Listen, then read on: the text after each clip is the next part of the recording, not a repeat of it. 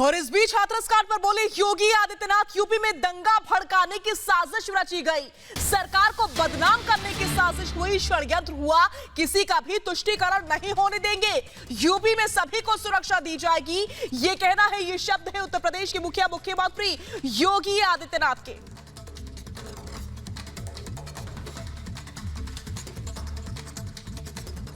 तमाम प्रकार के षड्यंत्रों के माध्यम से सरकार को भी बदनाम करने का कार्य करते हैं और साथ साथ समाज में जाति और सांप्रदायिक विद्वेष की भावना पैदा करने का कार्य करते हैं। आपने इन चेहरों को देखा होगा जिन्होंने सीएए के खिलाफ आंदोलन के नाम पर हिंसा करने का प्रयास किया था, जिन्होंने कोरोना कालखंड के दौरान तबलीगी जमात के लोगों को प्रश्रय देकर के कोरोना फैलाने की कुत्सित चेष्टा की थी। उधर स्मृति ईरानी का राहुल गांधी पर हमला, हाथरस कांड को लेकर के निशाना साधा। स्मृति ईरानी ने राहुल गांधी को अहंकारी बताया। राहुल को लगता है कि वो खुद एक देश है, वो देश है, उनको ऐसा लगता है और ये उनकी गलतफहमी है, ये कहना है स्मृति ईरानी का राहुल गांधी पर। स्मृति ईरानी ने निशाना साधा, हाथरस मामले में निष्पक्ष जांच होगी, ये बात भी कही। अभी भी क्या रिपब्लिक को आश्चर्य है कि कांग्रेस किस हद तक जाएगी राजनीतिक रोटियां सेकने के लिए? आप क्यों आश्चर्यचकित होते हैं? मेरी समझ के परे है। मैंने पहले भी कहा था कि मैं एक महिला कार्यकर्ता के नाते जब मैंने मुख्यमंत्री श्री से निवेदन किया तो उन्होंने मुझे आश्वस्त किया कि एसआईटी का गठन तो हुआ ही है, निष्पक्ष जांच वो सुनिश्चित करें, लेकिन साथ ही अब सीबीआई को केस रेफर हो चुका है, तो अधिकृत प्रवक्ता जो हैं सीबीआई के वो इस केस पर टिप्पणी करेंगे। नरेंद्र मोदी जी की सरकार पुनः स्थापित हुई है साल 2019 में।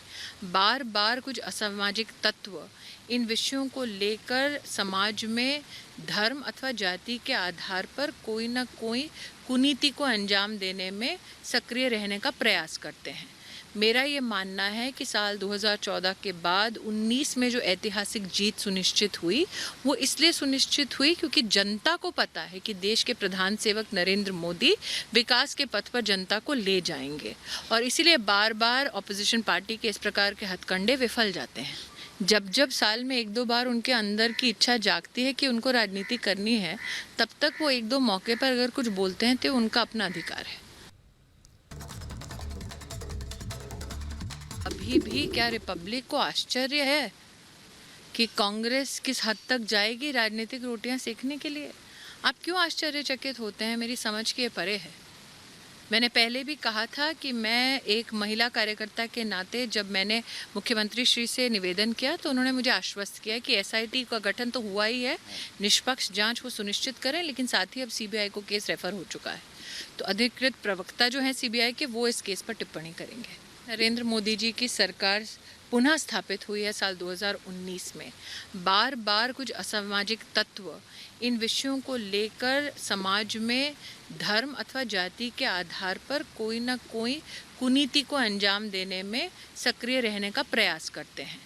मेरा ये मानना है कि साल 2014 के बाद 19 में जो ऐतिहासिक जीत सुनिश्चित हुई वो इसलिए सुनिश्चित हुई क्योंकि जनता को पता है कि देश के प्रधान सेवक नरेंद्र मोदी विकास के पथ पर जनता को ले जाएंगे, और इसीलिए बार बार ऑपोजिशन पार्टी के इस प्रकार के हथकंडे विफल जाते हैं। जब साल में एक दो बार उनके अंदर की इच्छा जागती है कि उनको राजनीति करनी है, तब तक वो एक दो मौके पर अगर कुछ बोलते हैं तो उनका अपना अधिकार है।